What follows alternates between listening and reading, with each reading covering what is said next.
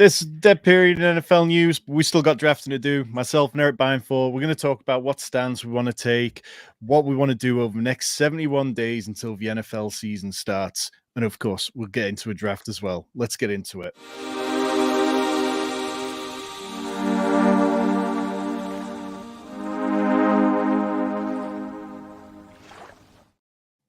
Welcome in to the home of best ball in Europe. It's always great to have Erik join us from Spikeweek. Erik, 71 days till best ball closes. How are you doing? Worse now that you've mentioned that there's only 71 days until the football season gets here. Every day feels more triggering as we make our way to NFL season. We have a what we call the draft planner on Spikeweek, and it was a good idea, and I think it's a helpful tool to plan out all the drafts you want to do over the course of the summer in all the different best ball tournaments, Draftkings, Underdog, Drafters, whatever.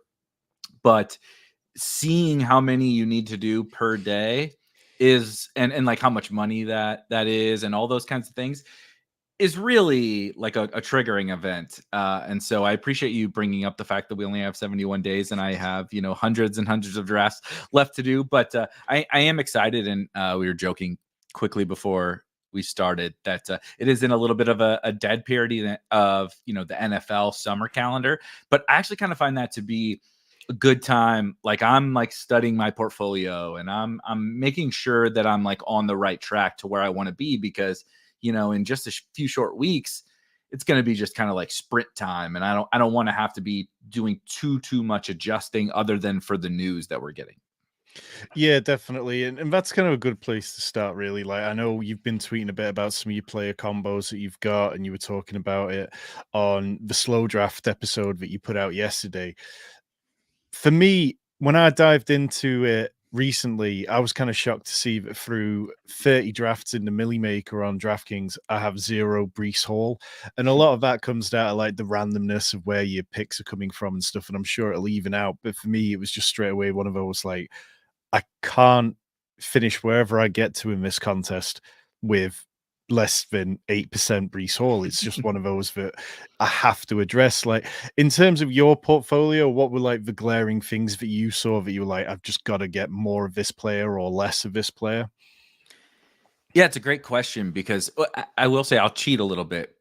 The biggest things that I keep finding as I dig in to the portfolio, and I am using, of course, folks here, as you see on your screen, can get 40% off of these tools over at Spikeweek. I use our Draft IQ tool because it allows me to really like dig into the teams with any one individual player and with up to 4 player, right? So I can punch in 4 different players and see what those teams look like, what my exposures are with those 4 players on any one team.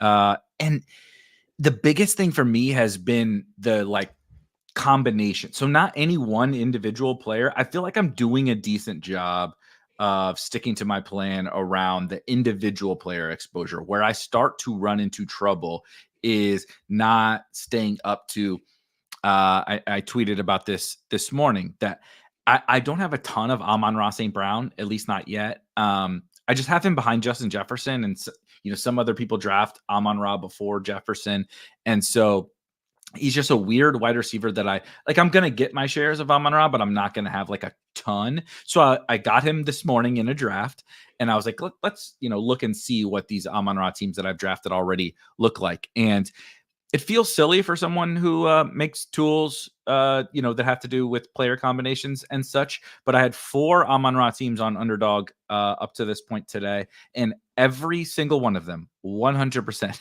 had Devontae Adams, and 2 of them had Cooper Kupp. So I was just like falling in line, taking the exact same players with like my first round picks. So that's a big priority for me right now.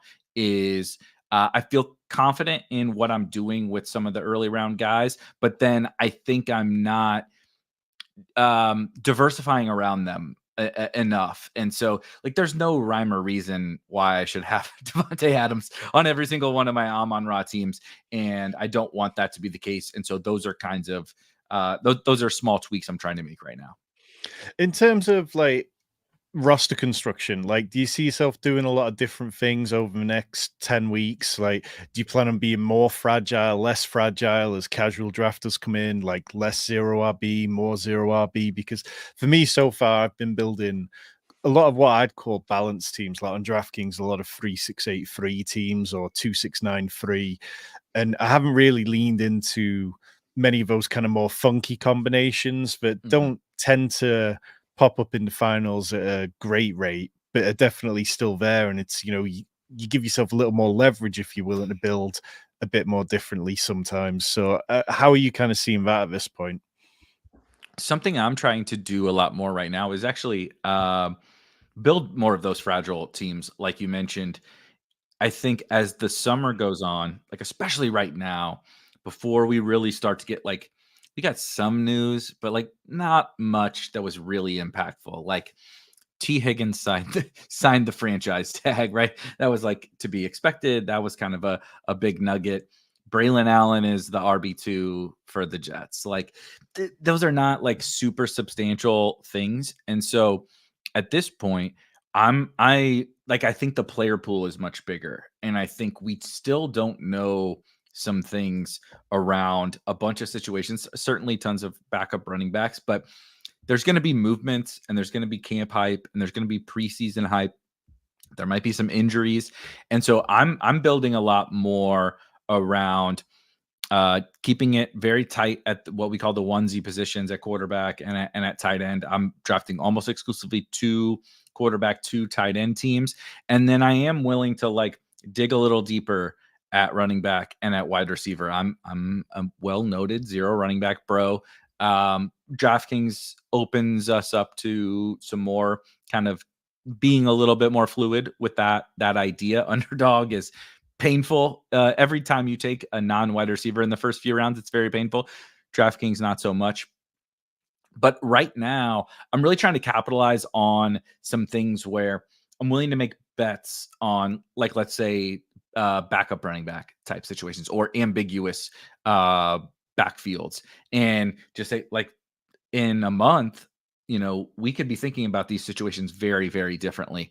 And so I'm trying to like pump volume into those kinds of things as opposed to I don't want to like play it too safe right now because the player pool is going to get thinned out. You know this from drafting for several years. Some of the guys we think are draftable right now in August, we're going to be like, oh my gosh, why was I taking Chris Evans again in June? That happens. It happens a lot. And so I'm trying to just be very cognizant of that and focus my later drafts more so on the more limited player pool that will be available then. Chris Evans was exactly the name I was going to bring up there. But yeah, I love that. I think that's a really good way to approach it. But let's get into a draft. There is drafting to be done. If you're in the chat and want to join us, jumping in right now. And for all you people in the chat, shout out Michael. Always see him on our weekly streams. Chris from Fantasy Football Garage putting in marathon drafts, drafting 3 hours at a time on streams. Shout out to Alex. Historical Anomalies saying home to best ball in Europe has a nice ring to it. It does indeed. I love that. I love that. As an early adopter here in Europe, I can say whatever I want and take whatever I want. This is an early adopter show, okay? Where you were the earliest adopter in Europe. I feel like I was one of the earliest adopters in the US, so we're bringing it all together. That's it. And there's nobody who's going to stop us from saying whatever it is we want about these. If you haven't already, do hit the subscribe button. We've got another show on Friday this week, 3:30 p.m. Eastern, drafting with Pete Overzet and Tyler on Underdog. Next week, we've got our usual Monday stream on Underdog, and then Wednesday, Chris Allen of Fantasy Life will be joining us. Nice. Erik, we're picking up the 105. We've got ourselves another minute and 20 before we get on with the draft. But have you found a particular pocket of the draft that through however many drafts you've done so far, you're like, yep, this is the spot that I feel the most confident I can build the best teams from? Yeah, I do kind of like I don't know if the 105 is 100% the pick, but it's somewhere in this top part of the draft. So for me, I mentioned that I have Justin Jefferson over Amon-Ra St. Brown, but even after Amon-Ra, I do have a little bit of like a tier break. And it's not because I don't like Breece Hall and Bijan Robinson. It's more so about the wide receivers. I think Christian McCaffrey's in a tier by himself. And I think that after Amon-Ra St. Brown, we can poke some pretty clear holes into the AJ Browns and Puka Nakuas and stuff. Not that they're not great. I draft them as well. But I really like being in this top 5 or, top 5, top 6, to where I can get one of those wide receivers I'm very, very confident is like one of the superstars, that one of the superstar wide receivers, especially on DraftKings, with how powerful wide receivers are with full PPR and the bonuses, that if I can get, Justin Jefferson is probably the best wide receiver in the entire NFL. If I can get that guy at the 5th pick and then still get a Nico Collins, Devontae Adams, someone in the 2nd round, that's really my bread and butter. Yeah, Michael in the chat says, does Draft IQ let me know how many times I've drafted from the 10 to 12 spot? It does indeed. Just go into your individual lineups and you'll be able to see it, and then you can bemoan with full proof exactly how poorly you've been done. Post on Twitter about how bad you've run with the, oh my gosh, Jamar Chase. Yep, that's it for me. Yep. No further conversation required. We do have in the chat, we've got ATX Burkett saying he's in at 6. We've got Phil after him, Riverman at the 107, Michael at the 111. If I've missed you, do let us know if you're in here. Tyreek Hill went off the board at the 101. How high are you on Tyreek Hill? Like, I definitely didn't have enough Tyreek Hill last year, but I kind of got out of jail by how much he faded those last couple of weeks. I like that's a great way to frame it, by the way. Similar to me being lighter on running backs, I'll keep telling myself that story about like Christian McCaffrey. I was like, well, you didn't really want Christian McCaffrey in week 17 because he got hurt. And Tyreek Hill was very much the wide receiver version of that. He was as great as CeeDee Lamb was, who I take at the 101, as great as Justin Jefferson is. I know he missed time, but Tyreek Hill had one of the best wide receiver seasons we've seen in quite some time. His yards per route run, like Nico Collins was 2nd amongst wide receivers if we filter for amount of routes, and Tyreek like made Nico look bad, and that's and Nico was 2nd in the entire NFL. It was kind of crazy how good Tyreek Hill was, and so it's a struggle actually for me having CeeDee Lamb at the 101, trying to make sure, like, I kind of want the same amount of CeeDee Lamb and Tyreek Hill, and I'm trying to like massage that. So I might take a little bit of Tyreek Hill at the 101 to make sure that I'm not like, I don't want to have 20% CeeDee Lamb, and as a person who's not drafting a lot of Christian McCaffrey, I don't want to have 20% CeeDee Lamb and like 10% Tyreek Hill. I would like that to be more like 15-15 if using easy math. He's probably the best fantasy wide receiver in the NFL, and we probably are like maybe jumping the shark a little bit just because he faded down the stretch and it was a weird end to the season. He got hurt, and you know what I mean. I think him and CeeDee Lamb are just almost on a tier of themselves. Yeah, definitely. And like last year, I got a little too aggressive, made some pretty heavy stands in the first round, and it didn't work out for me on virtually any of them. But kind of this year, I think the quality of the first round feels a lot better, and I feel more confident in it. We're back on the clock. Jonathan Taylor falls a good bit to us. Then Devin Achan, Jalen Waddle, Derrick Henry, Kyron Williams, Mike Evans, Cooper Kupp. Who you liking, Garrick? I'm a Jalen Waddle guy here. Yep. Big fan. I mean, we're talking about Tyreek Hill, but Jalen Waddle is the 1B in that offense. And I also feel like the end result of Jalen Waddle wasn't as good as the end result of Jalen Waddle was good. It's not perceived as maybe what we were hoping for, because he also leaves every game hurt partway through the game, and the Dolphins kind of faded down the stretch a little bit, and I think that hurt him as well. And so I'm just buying back on the. I'm in on Tyreek. I'm in on Waddle. Waddle probably has the best contingent value of any wide receiver. If Tyreek were to go down, Jalen Waddle is going to get 1 million targets, and we are going to want him on our teams. I'm not rooting for that, but I'm saying he's good by himself, and there's just so many perks to his profile that he's a priority for me. Yeah, definitely. And you look back at last year and he was banged up constantly. The Dolphins went into the bye week and Mike McDaniel saying, we just have to get him going. We've got to get him going. And it just didn't happen for injuries or one thing or another. We're one pick away. Derrick Henry's sliding. This feels like a bit of a wide receiver heavy room, but Devonta Smith would have been the pick I would have pushed for, but he goes. In terms of ADP, it's Henry, Laporta, Neighbors, Diggs. I'm quite high on both Neighbors and Diggs. Either one of them, or do you want Laporta? I like both of them. I'm gonna side with Neighbors if you're cool with Neighbors. Yeah, and I mean, for me, that's an easy one because when you look at the Spikeweek tool here, I've Oh, got none of nice. him with this combination. So, What are like we your talked about. what are your last few what are your purple the purple percentages? What do you use? So I've got the tournament exposure there. Then I've got the slate exposure. So that's for anyone not aware, that's every draft within DraftKings contests. Then I've got my match with QB1, QB2, which is obviously going to show up nothing at this point, RB1, wide receiver one, and then tight end one. Okay. For me, I do keep them fairly slimmed down and fairly straightforward. I think as the off season goes on, I might add a few more to them because I know it's incredibly customizable. But for me, I'd just like to see those combos. I like to see my total exposure and keep it fairly simple. And then I'd just dive into the back end tools on your website to be able to look more in depth. Yep. If anybody wants those tools, like Erik alluded to earlier, you can get 40% off by hitting the join button, choose the gold tier. Bindles, the legend that is, sprinkled out a gifted membership to somebody in the chat earlier on. So somebody else is now eligible for that. Just jump into the Discord, send me a message if you missed the link to the Discord.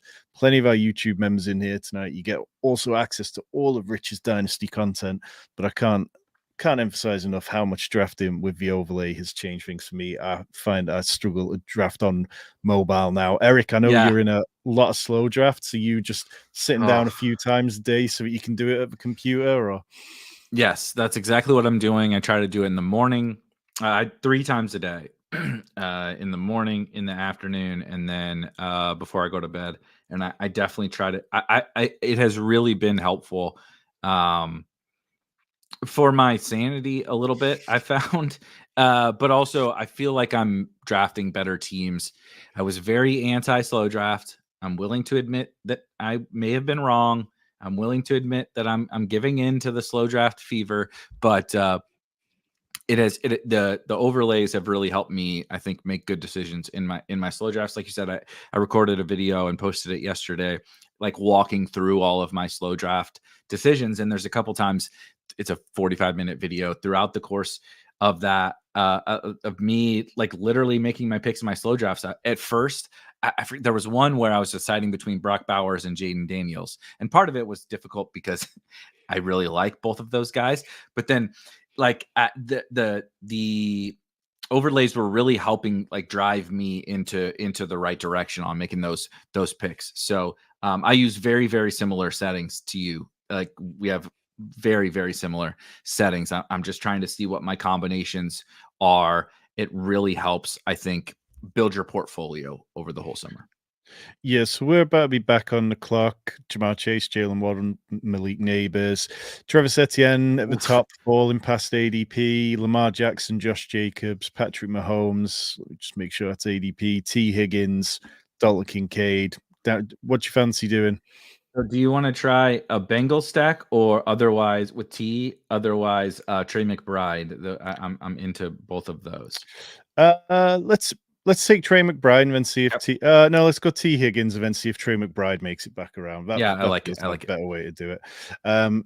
Yeah, just going back to your point on slow drafts, it just feels unavoidable now. The sheer volume of contests and the amount of It's drafting that's crazy. out there. Like, I the first year I kind of went heavier on best ball. I definitely did more slow drafts and didn't enjoy it because I felt the pressure of, oh, I'm on the clock. I need to make a pick.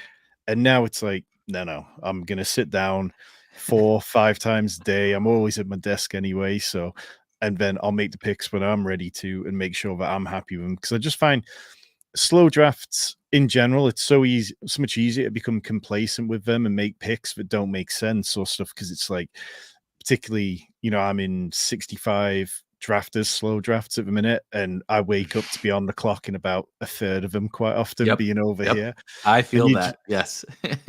and you just go, okay, I need to rattle through them, but taking your time, slowing it down, it's absolutely worth it. That was So the problem for me, was I think that I just had kind of the wrong mindset. Anytime I did a slow draft, it felt like a chore instead of, the fast draft feels like I'm excited. Let's get in the fast draft. I'm focused on it. I care about it. The slow draft was like, "Ugh, I got the notification. I'm back on the clock. Whatever. He's at the top of the queue. I don't care. So I was doing it wrong. It wasn't necessarily a slow draft problem. It was a me problem.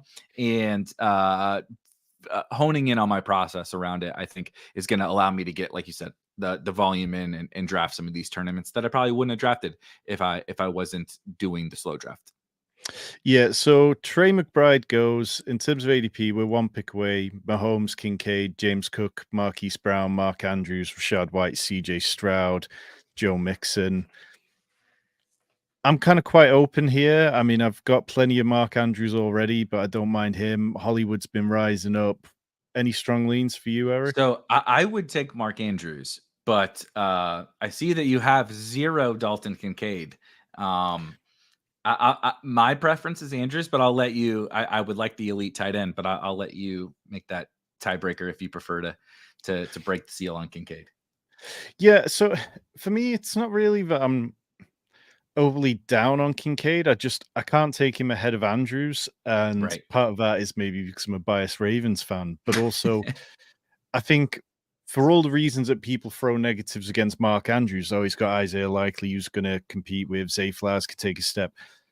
Dalton Kincaid still has Dawson Knox there, which Mhm. is the problem. Everyone could talk that the wide receiver room is really poor, and there's definitely issues with it.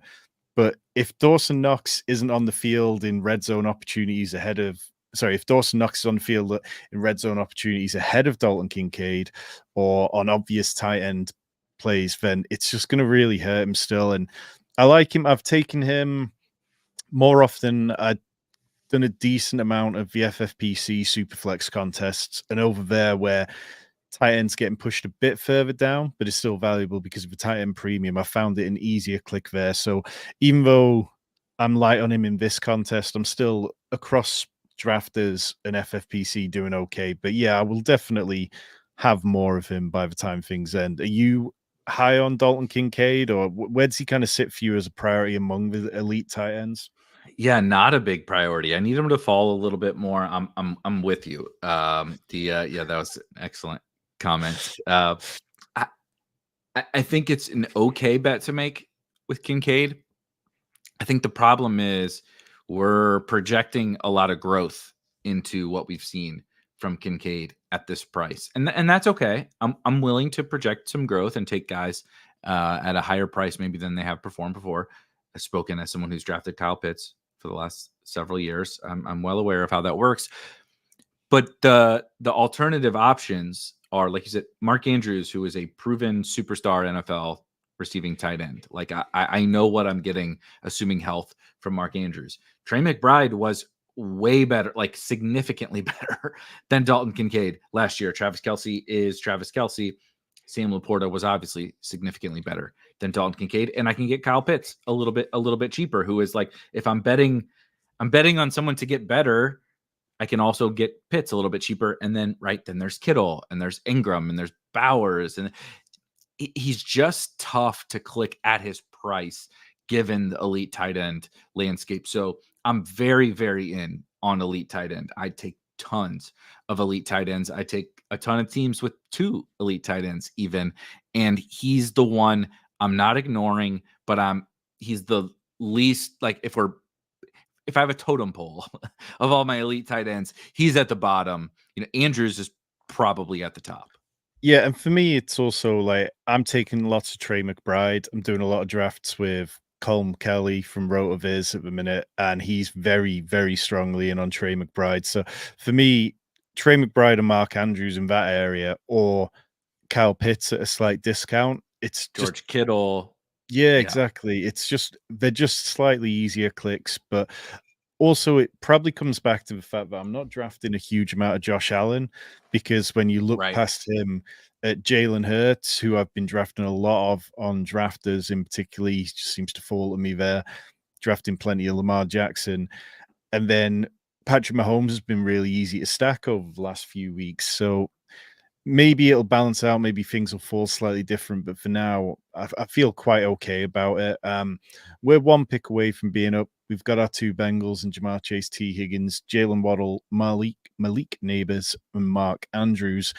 Running backs continue to fall. Rashad White, 14 spots past ADP at the top. Kenneth Walker, Aaron Jones, Keon Coleman, George Kittle, and then down to kind of Xavier Worthy level.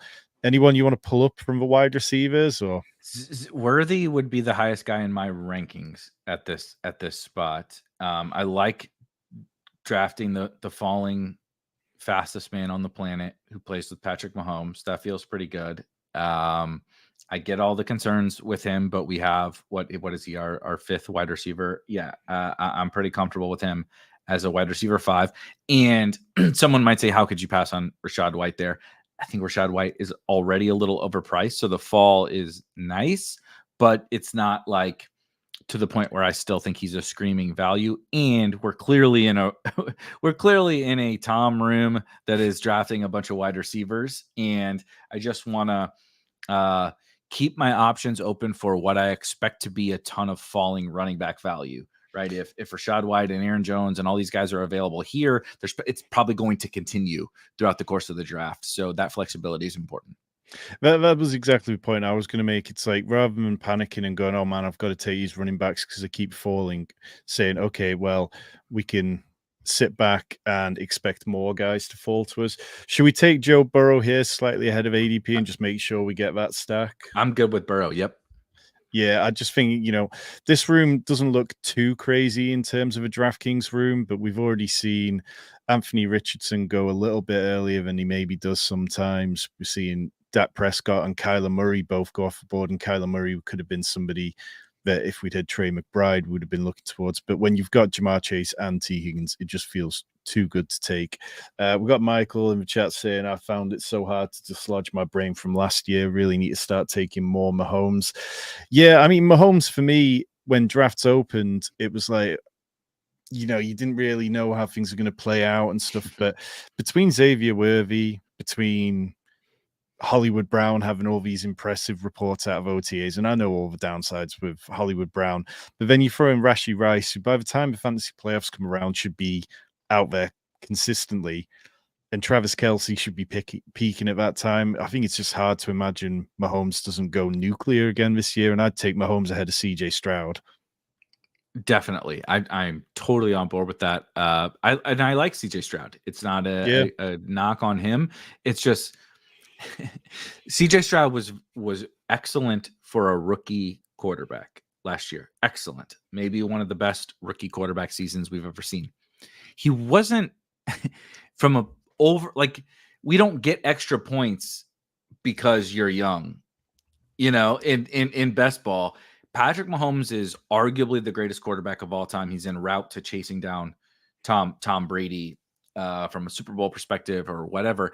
And since Tyreek Hill, and maybe we could make maybe a thin case, but we could make a case that this is the best group of weapons he's ever had. Certainly, like, the most explosive and the most diverse. Travis Kelce, let's just assume Travis Kelce is still healthy. We saw what Rashee Rice could do last year. Now you get a first-round pick, 4'2", 40 superstar, and I don't know what Xavier Worthy will be. And Hollywood Brown could be, as you mentioned. I know the downsides with Hollywood Brown. I've been drafting him. I've been drafting him for multiple years, and it hasn't gone well. He hasn't been great, but the combination, the total collection of all those guys, and they're still Sky Moore, there's still Kadarius Toney, there's still these other guys behind them, is absolutely incredible. So especially on DraftKings, I do find Mahomes a little bit more difficult on underdog sometimes because of the scoring, but 300 yard bonus, full PPR with his pass catchers, Mahomes is a guy I'm taking on DraftKings for sure.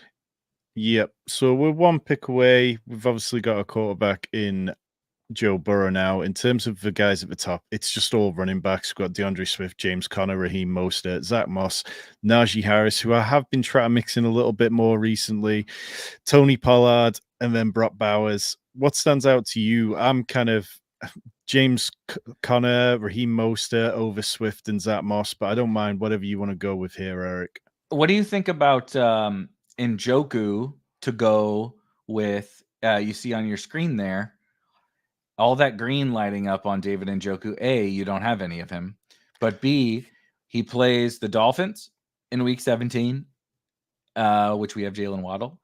He plays the Bengals, of which we have Joe Burrow and Jamar Chase in Week 16, and in Week 15, he plays Xavier Worthy and the Kansas City Chiefs. So that's something I like to use. I prefer Brock Bowers to David Njoku, but I like to use some of those little, mini correlation type things to help break some ties. And everybody can see it in this room. One of these running backs was going to come back to us at pick 101. So I like adding the second tight end there.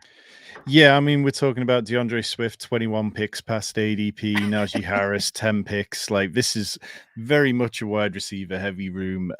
One of those which it just feels like we're going to continue to get players falling to us every time we pick. How much do you maybe we'll pick this up after we pick in a moment, but how much are you looking to scoop draft capital at the minute? Like, is that something that always becomes a priority, or are you just more aligned with trying to stay within structure? Much more trying to stay within structure for sure, but drafting as much as we do, I'm definitely like, when I get the opportunity to scoop some value that wouldn't otherwise be available on these kinds of teams. So like here, I would just take Najee Harris. He also happens to fit really well on this team. Again, you see on your screen lighting up in green. You don't have a ton of him. I totally get it, but trust me, I'm not sitting here going to try to cape for Najee Harris. But when you don't have a ton of him, he falls past ADP. He correlates in Week 17. He correlates in Week 16. We don't have a running back yet. Those are the exact spots where I'm going to take that faller. Like, I'm going to take that guy that maybe I don't take a ton, but this is the perfect room to take him in and the perfect price to take him at. Yeah, definitely. And on our Monday show with Steph Miller from Legendary Upside, we built a zero RB team on Best Ball Mania, and I kind of forced a room for us to take Najee Harris as part of a zero RB build, because Hayden Winks has been on about it lately. Like, a lot of the zero RB teams, we kind of fall into the same players. We're falling into the same upside players. And don't get me wrong, I've got like 30% Jalen Warren, and I'll continue taking him much more often than Najee Harris. But it's not so crazy to imagine that both can pay off this cost. Whereas in previous years, for a zero RB bros, it was always easier to be on Jalen Warren because Najee Harris's price was just awful. It just wasn't warranted. Whereas now it's fine. I'm not taking it a lot. I don't have a problem with anyone who does. Shout out to Felix. But yeah, it's kind of mid-ninth. That works every time. I mean, pick 100. He's the starting running back for the Pittsburgh Steelers.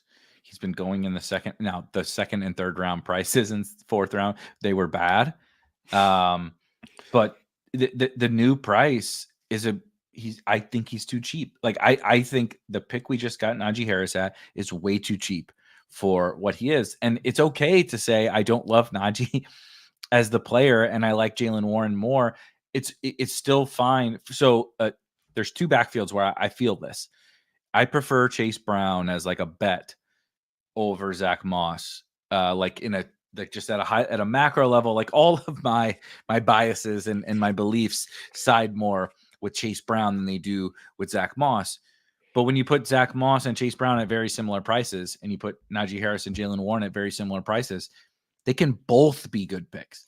It doesn't happen all that often, but it's very possible for them to both be good picks. And I think sometimes that's hard for people. They say, who is it, Najee or Jalen Warren? And I can say both.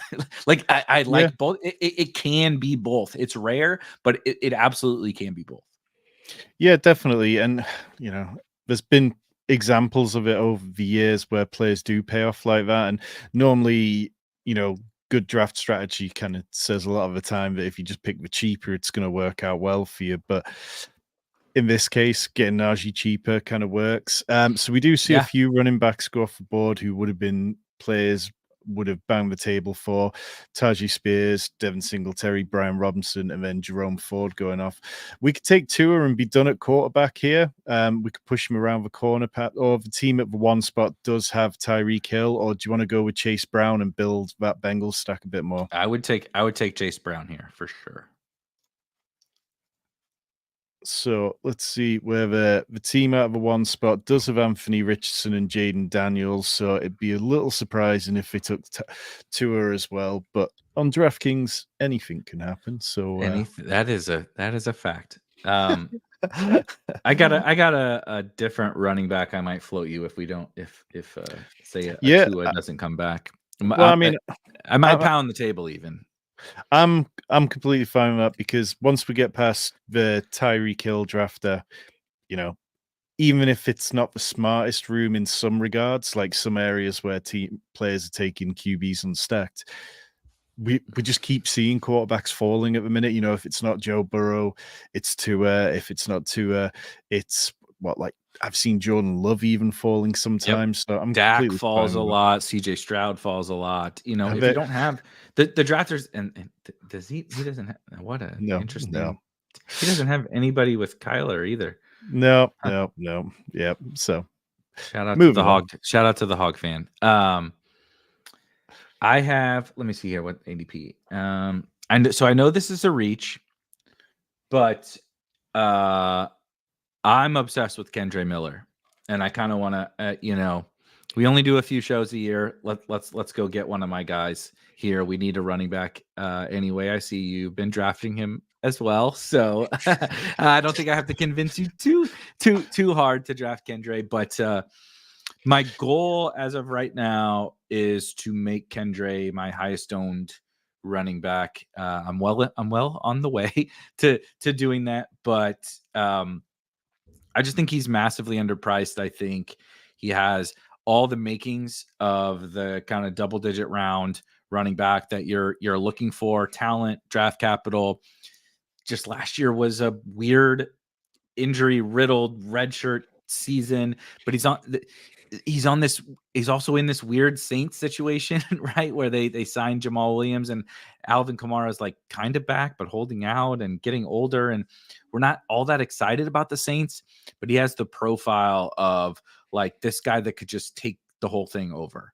I don't think he's ever going to displace Alvin Kamara like 100%, but like nobody does. There's only like one Christian McCaffrey. Most of these guys will cede some kind of work. I think the best bets at running back are the guys who can be valuable without an injury in these double-digit rounds. And I think obviously Najee was one of them. I think Chase Brown can be that. And I think Kendre Miller is maybe the best bet after Chase Brown to do so. And so I'm hammering him as much as I can. No, I love that. Yeah, for me, it's just a simple hedge against Kamara, who last year, going back 2 years, it felt like he was dropping off. And then last year he came back and he was incredibly valuable. But when you dug into the stats, it was kind of quite clear that the declines. Passes. Yeah, that's it. Yeah. And now I just think about, okay, there's a new offensive coordinator, somebody we expect to be more creative because he comes from the Niners background. So what's he going to be looking at? Is he going to be looking at Alvin Kamara where he knows, okay, well, I can use him in these situations? But surely I've got to believe that the youth on Kendre Miller's side is going to be fairly helpful. We got a question from Michael in the chat. Have you guys noticed the rooms not being as crazy this year on DK? I think the cost increases cut it back a little bit. I think you kind of nail that, Michael. The cost increase going to $20 for a draft definitely has brought it down some. I think there's definitely some funky stuff that still goes on. And if you jump into the $3 drafts, then it's just the Wild West. But yeah, for me, it doesn't feel quite as bad. I don't know what you feel like, Eric. I also feel like at this, I agree with what Michael said. And I also feel like at this time of year, like I'm withholding my judgment until August because late season DraftKings rooms, the casual, they have millions of users right in their old database, and when those folks start piling in, because this thing is probably going to be set to overlay, we might change our tune, but I think it's a lot of us types that are in the DraftKings. You'll get an occasional crazy room, but nothing in the $20 quite like we'll see maybe later in the summer. Yeah. Okay, so we're a couple of picks away, sitting on a 1-3-5-2 build. Obviously, don't need anything at tight end. Nick Chubb falls 18 spots past ADP. Gus Edwards 13 spots past ADP. In terms of wide receiver, we're looking at Jahan Dotson, Quentin Johnston, and then things start getting a little What's bit. quarterback? You Yeah.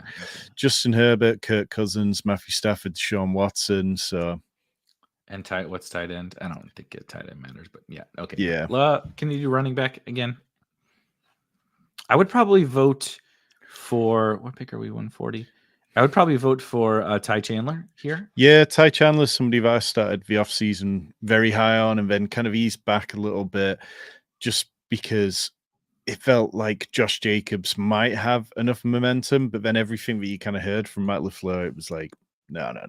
Ty Chandler's definitely going to be involved plenty, and I feel quite good about that. We've got 4 running backs now in Najee Harris, Chase Brown, Kendra Miller, and Ty Chandler. I know Karain, who you've been doing a lot of shows with, talks about how he likes these kind of late round hyper fragile builds. Have you been finding yourself hitting running back 4 or 5 times quickly like this and then just completely leaving it or just grabbing one more late? I haven't, but it's top of mind for sure. I have struggled with that idea because the reason why we're taking all these early wide receivers is because it dries up and because we want to get that firepower at the beginning of drafts. If I'm admitting that the firepower I need it at the beginning and it's not so good at the end, I still want to build out quantity in my running back rooms when I wait on it. But I'm open. This year is the Wild West of best ball. We have never seen anything quite like this market. So I'm a lot more open to some different structures. Lloyd or Dowdle look real good to me here. What do you think about those two? Do you have a preference between those two guys? I've been taking more Dowdle, so let's mix in Lloyd just to try and get some different. It gives us week 16 and 17 correlation. I like that. And then kind of like we're in quite a strong position. Last time we drafted, we ended up getting J.K. Dobbins 50 spots past ADP. Yeah, you definitely weren't happy about it. Have you taken any more J.K. Dobbins since then? No, I think you have my only J.K. Dobbins share. Shout out to you for you control my J.K. Dobbins destiny from our first draft that we did.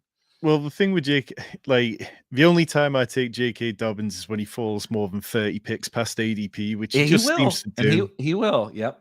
And it's like I don't feel good about it. I don't like it, but scooping value, it just seems, What are you doing with the Chargers? Yeah, what are you doing with the Chargers backfield? I think I feel reasonably confident. Maybe that's not the right framing, but I feel like I'm locked in on the majority of my takes. It doesn't mean like I feel super confident in all my takes, but I feel like I have an understanding of what I want to accomplish in like just about every NFL offense. The Chargers are, I have it's a black box. I legitimately have no idea. I don't know I don't like the individual profiles of any of the running backs. I don't like the individual, other than Justin Herbert. I don't like the individual profiles of any of their skill players. And I do like the profile of Ladd McConkey, but I don't like the price on Ladd McConkey. So they're such a unique situation that I definitely struggle with. Yeah. So for me, I think Gus Edwards is possibly being chalked into a little bit of a role that he might not be able to keep. You look back last year, and from week 1 to 11, he had 4.6 yards per carry. Yeah, you would know as a Ravens fan. Yeah. And then it all went downhill after week 12. He was down to 3.4 yards per carry, half as many missed tackles forced per game. So I don't think he's going to be as impressive as people think. We've only seen a small sample size of him in games without Lamar, but his touchdowns per game dropped from 0.4 down to 0.1. So how much of that is going to be the same? Maybe he catches slightly more passes to make up for it, but I don't mind mixing in Gus just because he's in that range where I want running backs, and we do see good running backs return value there. We're back on the clock. We'll get back to vet charges in a minute, but we've got Kirk Cousins, Darnell Mooney. We probably need to start thinking about a plan at quarterback at some point. Can I another one of my flag plants at running back, and then we start thinking about these other positions? Tyler Algier. Love it. I've been saying Tyler Algier is undervalued. He's a tier break. He's a tier break for me. So after Tyler Algier, so we take Tyler Algier here. After this, I like some of the running backs, but I'm not. There's nobody that like jumps off the screen to me. So that's when, like you were mentioning, we need to start thinking about quarterback. We need to start thinking about tight end and our other wide receivers. Once Tyler Algier goes off the board, is when I really am like, all right, I'm free. Now I'm free to do whatever I want to do. I just don't really understand his price. He has been awesome for legitimately awesome for 2 straight years. He's clearly good at football, and sure, Bijan is going to get the majority of the work, but like, I don't care. I'm not. His price is such that I don't need him to like.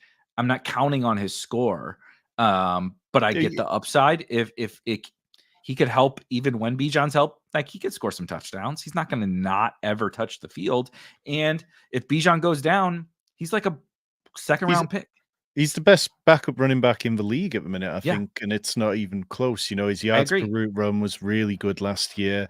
Best pass blocker, too. Had the best PFF pass blocking grade in the entire NFL amongst running backs. And you're talking about a guy that, yes, it's a different coaching staff, but like they trusted him around the goal line, and that's stuff which is going to show up on tape. So I'm kind of fine with that. One pick away, Jermaine Burton's at the top of ADP. But, you know, we might have enough of our Bengals stack at 4 already. Demario Douglas, Marvin Mims would give us these kind of later outs to another stack, or kind of down to Tyler Boyd to look with Will Levis, I guess. What's tight end? Tight end is we're done. No. Never mind. Yeah. I forgot we took Njoku. We probably should think about a backdoor stack here, unless we want to take the quarterback in ahead. We could take Cousins with Algier. It's a bit thin, or we could take Derek Carr with Kendre. 10 seconds. Let's do Cousins. Yeah, I mean, he's fallen 40 picks past ADP. It gives us 2 quarterbacks on a week 12 bye, but I think, you know, we can take something else, whether it's even Daniel Jones to pair with Malik Neighbors later on. I don't feel awful about that. In terms of the teams in the draft, there's only 2 teams who've only got 1 quarterback currently, so it doesn't feel too tricky. Erik, I'm putting out a video this week for definitely not the audience watching this one, but the best ball beginners, like basics of best ball, and the things which I feel like people should know when they start drafting best ball. If you were looking back at your time when you first started drafting best ball drafts, what's one piece of advice you wish you'd known then that you do now? Oh gosh, there's a lot. We should start a whole nother show to talk about all the things I've done wrong over the last several years. I think easily the number one is kind of, I don't even know how to frame this. Like, you don't know as much as you think that you do. And however you would like to take that, it probably applies. You don't know as much about who the good players are. You don't know as much about how the season is going to play out. You don't know as much about which offenses are good. We're wrong about these. Like, every single year we do that. You know, you're in content. We do the who is this year's Kyron Williams. We do the who is this year's Houston Texans. Who is this year's Sam Laporta. And it's like, well, the answer is no one, because if we knew if those things just repeated every single year, we wouldn't have to do this, because we would already know. Right? It's like, if I knew that there was a Sam Laporta every year, I would wait on tight end until the 14th round and then just take whoever this year's Sam Laporta is. But the game is so nuanced and so chaotic that we just know so much less than we think that we do. And then I would say the other thing is, we all probably come from like a redraft or dynasty or manage league perspective, and just like appreciate how different this is. Appreciate how different best ball is from your redraft mindset and the way you redraft teams, because it's every year I feel more and more how different it is from the other formats of fantasy football. Okay, so we're back on. Do you want to take Daniel Jones and just lock Yeah, in a let's just take third him. Let's do it. second? Let's do it. Mhm. And then we're done at quarterback, we're done at running back, we're done at tight end, having, unless somebody falls to us, we've got Mark Andrews and Njoku, we've got Joe Burrow stacked, we've got Kirk Cousins stacked with Algier, and then we've got Daniel Jones stacked with Malik Neighbors. So in terms of wide receivers, we can just hit that quite heavily. But yeah, I think like it was quite an interesting thought process just going back to when I started playing best ball, because for me, I'd been an observer listening to people talking about best ball for at least a year before it kind of came to the European shores and DraftKings opened up drafts. I dabbled on FFPC before that. And going back now and going, some of the things I felt were important when I first started playing, it's not that they're completely unimportant, but things like player takes, they matter. But going into drafts and worrying about getting certain players, just complete fool's gold compared to so much other stuff. Marvin Mims has fallen a bit past ADP, gives us a bit of week 17 correlation, or Demarcus Robinson, somebody I've been meaning to draft more of. Anybody else for you? I see you have quite a bit of Marvin Mims, and so Yeah. I'm not trying to force you into it, but that's who I would take here. Nice little Broncos bring back for our Bengals stance. Yeah, And we need a couple more wide receivers, so I think he fits. yeah, definitely. And we can definitely live in this section for a while. I mean, we're sitting on a 3-6-6-2 with Jamar Chase, Jalen Waddle, Malik Neighbors, T. Higgins, Mark Andrews, Xavier Worthy, Joe Burrow, David Njoku, Najee Harris, Chase Brown, Kendre Miller, Ty Chandler, Marshawn Lloyd, Tyler Algier, Kirk Cousins, way past ADP, Daniel Jones, Marvin Mims. In terms of how the team's correlating, you can see over on the right-hand side of the screen, we've got Cleveland and Denver bringbacks for week 16 and 17 to our big Bengals stack. We've got a little bit of correlation in week 16 for Kirk Cousins, Tyler Algier with Malik Neighbors. We've got the Giants playing the Ravens and then the Falcons in week 15 and 16.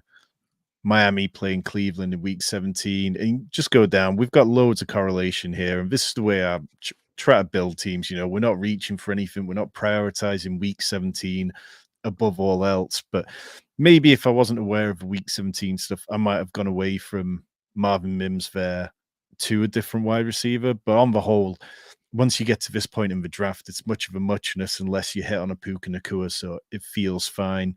Do you have a particular week 17 matchup that you really feel like is one which you want exposure to every time you're in a draft? I seem to get the Bengals Broncos one seems to be the one I just land on every time. Yeah, the Broncos are just so free. You can have a Bronco in every draft if you want. So that one's easy. I'm gonna say it's a little tougher to get, specifically because the Rams are so expensive. Frankly, they're all expensive. But Rams Cardinals, I think if I had to pick a game, they said right now you have to pick the Week 17 game that you're most invested in. I think it would be Rams Cardinals. I don't think I don't draft with this. So this is just a take, right? So this is more like a week 1 DFS take. This isn't a best ball take, but I don't think people are quite up on like the changes and things that happen on NFL defenses. They just look at last year and they say that defense was good or that defense was average or what have you, and then just assume the next year will be the exact same. And like, dude, defense, the fluctuations in defensive quality are wild year to year, and the fluctuations in defensive players on a specific team are so crazy. The Rams are maybe one of the big. So first of all, the Cardinals didn't really add anybody on defense. I mean, when you draft Marvin Harrison in the first round, and they were building up their offense, which is great. I'm not saying it was a bad thing. The Rams don't have Jalen Ramsey anymore, and Aaron Donald retired. I know we are on the clock here. Damn, we are on all the same players. I was gonna say Javon Baker is my guy here. Yeah, I've been taking Javon Baker plenty. It feels like his ADP's down a bit, dropped -3 We could spots in take the last week. We could take Tez and build out a little more of the Baltimore bet if you didn't want to. Let's see if he makes it back around. I see him sometimes drop a little bit. I Okay. prefer Javon Walker for his Me chance too. of being consistently putting up points. I think, Devontae Walker, I think, is going to have a few weeks where he goes off, but I think there's definitely going to be weeks where he has like 2 catches for 60 yards or Yeah. something, but doesn't even crack your team because he doesn't get in the end zone or something similar to that.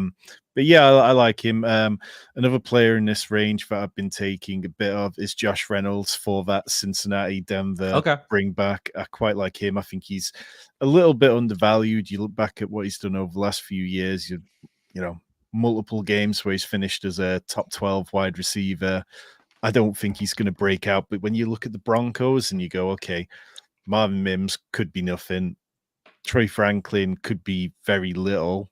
And Cortland Sutton is currently holding No out pun. because No pun intended. He is yeah. quite little. And Cortland Sutton wants a new contract, and there's been trade rumors around him for a couple of years now. So yeah, I just think Josh Reynolds feels like an okay play when you land on that correlation. In terms of my exposures, I don't have any of him with my QB2 because it's all just come in when I go with Joe Burrow.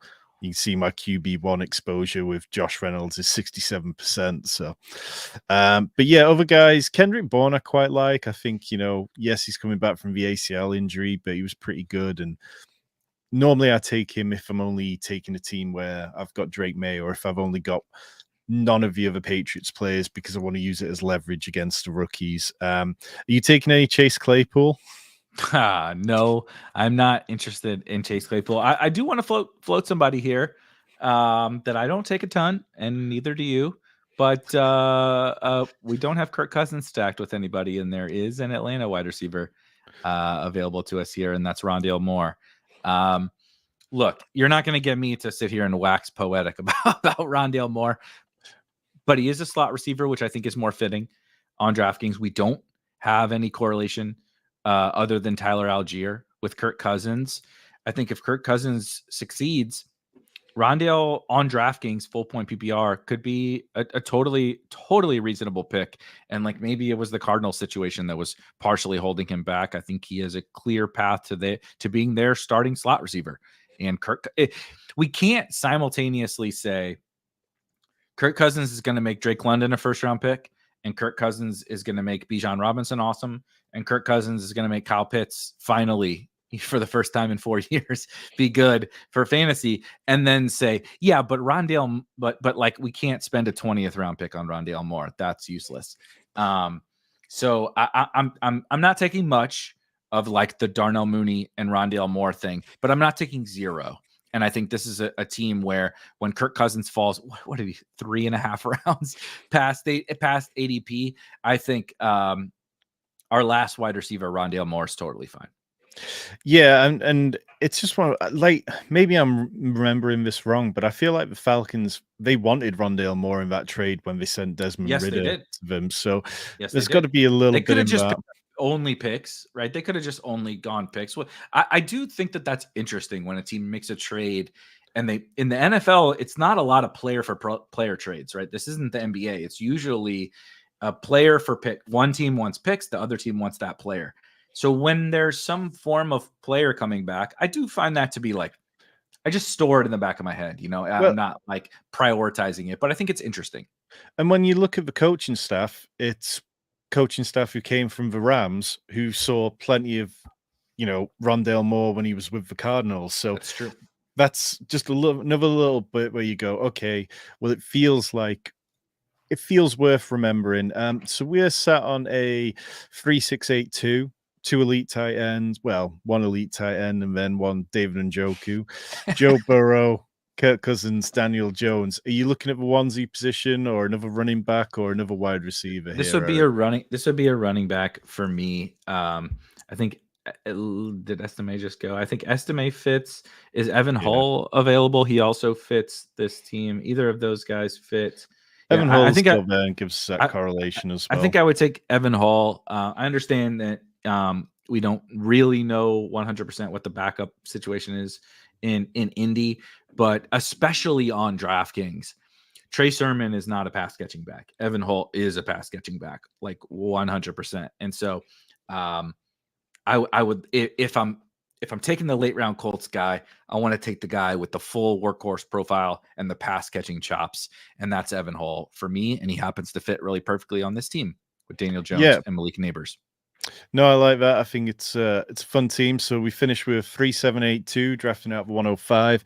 Jamar Chase, Jalen Waddle, Malik Neighbors, T. Higgins, Mark Andrews, Xavier Worthy, Joe Burrow, David Njoku, Najee Harris, Chase Brown, Kendre Miller, Ty Chandler, Marshawn Lloyd, Tyler Algier, Kirk Cousins, Daniel Jones, Marvin Mims, Javon Baker, Rondell Moore, Evan Hull.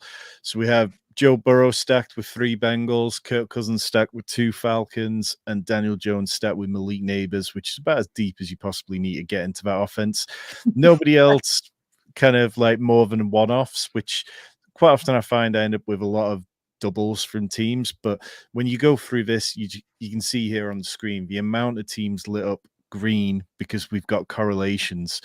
I just quite like that. I think that's a really nice team, really well built. Erik, how you feel about that team?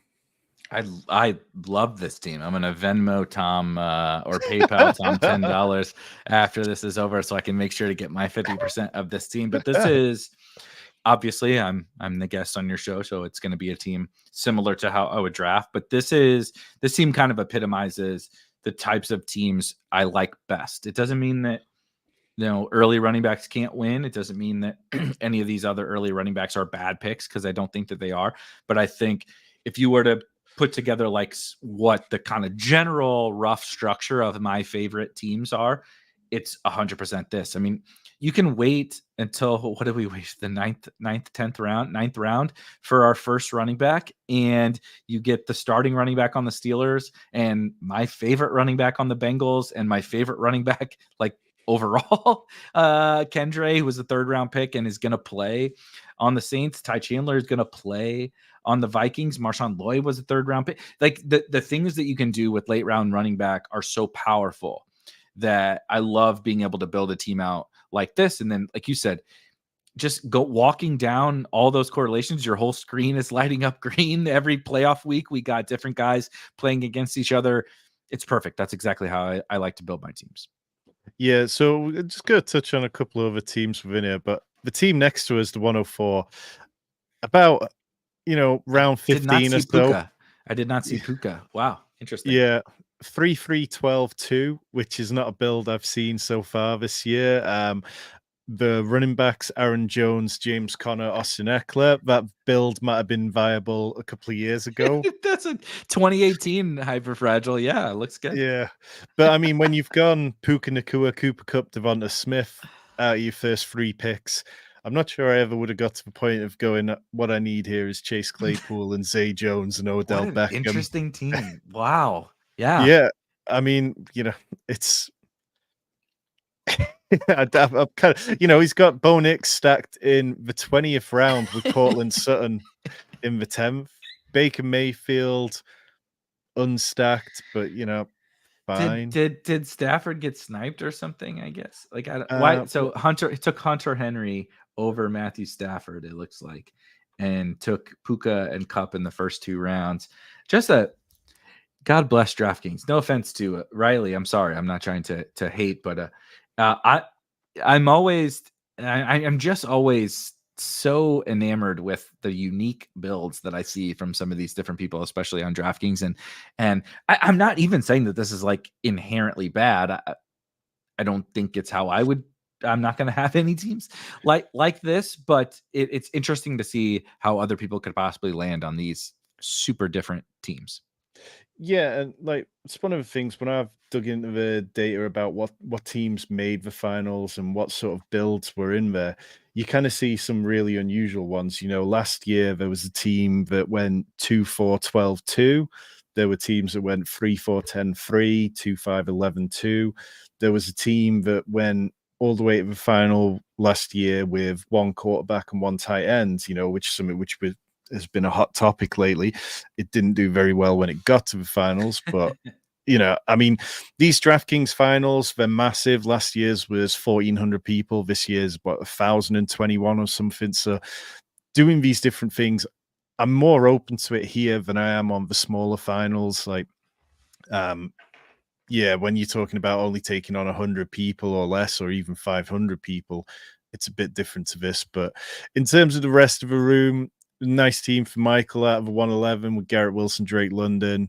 You got Josh Allen, and then ended up stacking in with Ray Davis, Dawson Knox adding into that one. Trevor Lawrence falling to him in the 12th round felt like a nice value stacked Yeah, with Brian definitely. Thomas. Like when you're talking about the 12th, I'd take Trevor Lawrence there all day. Mhm. Phil out of the 7 spot, Justin Jefferson, Devontae Adams, Stefan Diggs, Amari Cooper, scooping a little value on Patrick Mahomes and then getting Rashee Rice, Jalen Warren, Kenneth Walker, who fell quite considerably. That's definitely another nice team. I like that one. Justin Fields. Are you drafting Justin Fields at all, or are you taking either of the Steelers quarterbacks? Yeah, I was taking a little more Justin Fields to start the summer. I backed off a little bit. I'm just kind of I want to have I don't know what the target number is. I want to have a certain amount of Justin Fields across all of the sites, and I haven't quite figured out what that looks like. But I just feel like showing up to the I'm well aware, right? Like you mentioned, I understand the cons to Hollywood Brown. I understand the cons to Justin Fields. Like he may never play an NFL football game this year. It's a pretty big con. But also 66 quarterbacks started games last year in the NFL. And so even if Russell Wilson wins the job in week 1, the season could go south and they could say, let's see, like he's gone after the year if they don't bring him back. And if they never see him play in a game, they're definitely not going to bring him back. So the season could go in such a way that they say, let's just see what we have in Fields, because Russ is clearly not the future. It also could go in a way that Russ plays so bad that, and he wasn't very good last year, and he wasn't very good the year before, that Justin Fields just takes the job. It also could go in a way that Russell Wilson gets hurt because, like I said, 66 quarterbacks played last year. That's not all benchings. It's mostly injuries. So I want to have a certain amount of that quarterback who I know just when he's on the field, he's just going to be good for fantasy. And so I'm definitely drafting Justin Fields, understanding that he's probably going to be a 0, but the situations in which, the scenarios in which he gets on the field at really any point, he's a good pick to me. And so I want a certain amount of teams with him. Yeah, I definitely struggle with him, but I think it's like I don't see a world where the Steelers are fantastic this year. So then it becomes okay. Well, the Steelers have 2 cheap quarterbacks, nobody under contract for 2025. So they're probably going to want to evaluate both of them in games at some point. So definitely having some exposure to Fields makes the most sense to me because it feels more likely that he's the guy playing when the games matter the most. Yep. Just touch quickly on one last team. We've got ATX Bearcat in the chat, and he was drafting from the slot next to us at the 106. Amon-Ra, Brandon Ayuk, Sam Laporta for that nice week 17 correlation. Kirk, Marquise Brown, Brock Purdy in there, as well as Jared Goff for that week 17. Nice stacks with Niners, nice stacks with Lions. Really nice team. 2882, which again is not a one which I've done a lot, but I like it. I think when you've ticked off wide receiver early on, you're talking what 5 through 6 rounds. It affords you that. You've got the elite quarterback, and then you've got the elite tight end, and then you've got the 2 quarterbacks in Purdy and Goff, who, bar an injury, have very safe roles. It just feels like a nice build.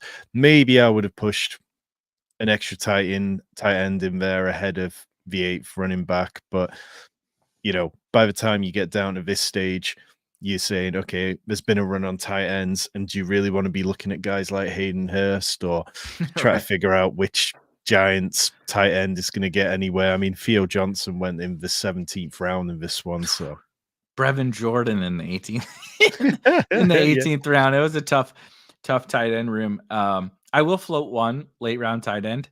It would be a shame if I didn't float my brand plays who end up being awful. But many people have been asking Tom who this year's Cole Turner is. And about Cole Turner. it is Cincinnati Bengals rookie Eric All from Iowa / Michigan, and he got hurt this past year and has a weird profile from an injury and production perspective. But I'm like overwhelmingly confident if he would have stayed healthy, he would be like a 3rd round pick in the NFL draft, maybe 2nd round pick in like I think he would, if he would have stayed healthy, he would have had a case over Ben Sinnott to be the tight end 2 in this class. And he also had a weird college career.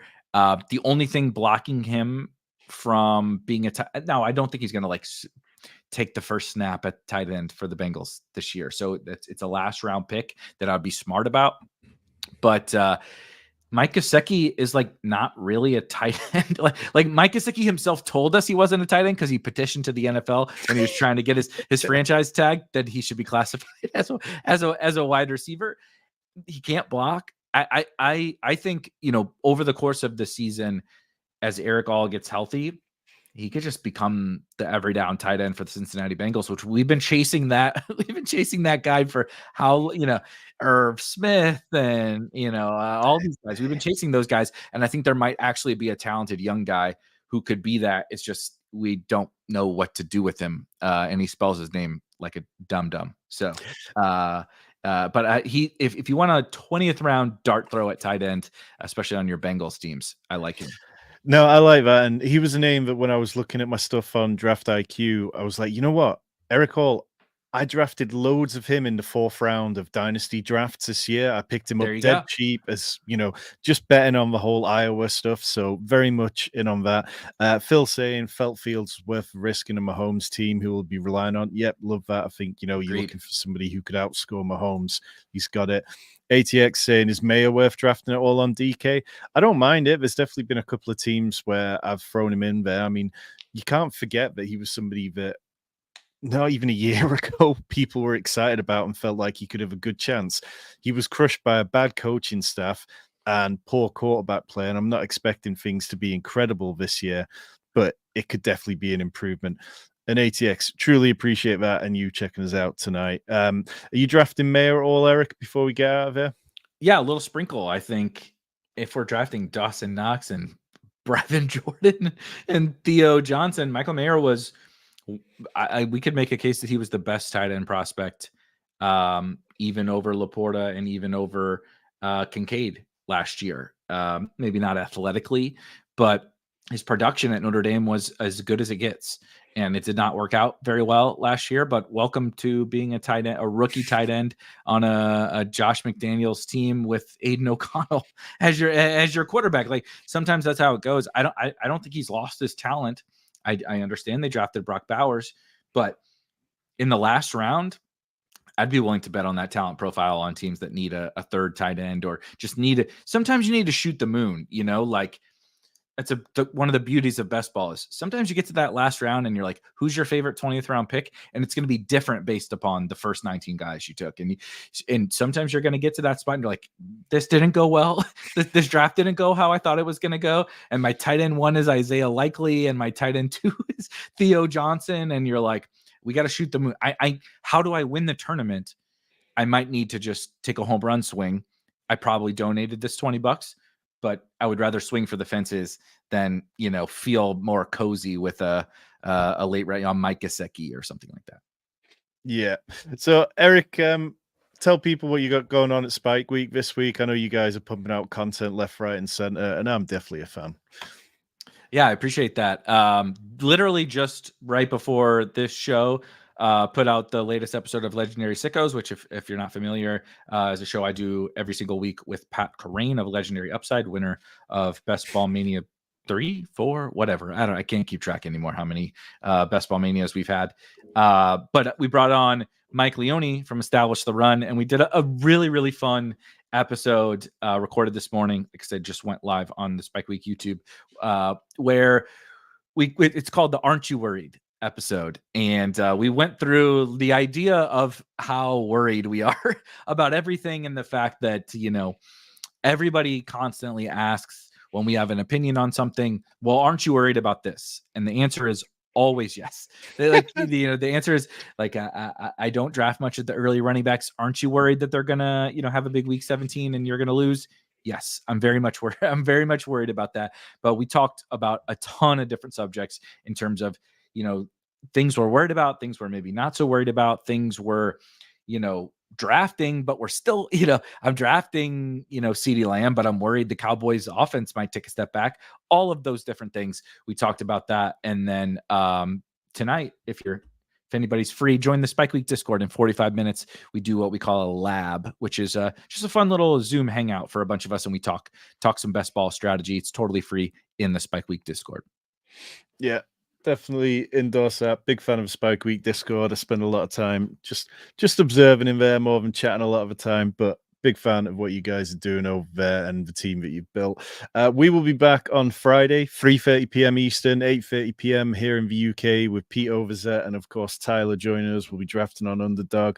Then on Monday, we'll be back with another Underdog draft. Chris Allen of Fantasy Life on Wednesday, Dwayne McFarland the week after that, and Mike Leone the week after that. Loads of great guests coming your way. Appreciate everyone for checking us out. Hit that like button before you leave here and hit the subscribe button. We'll be back soon.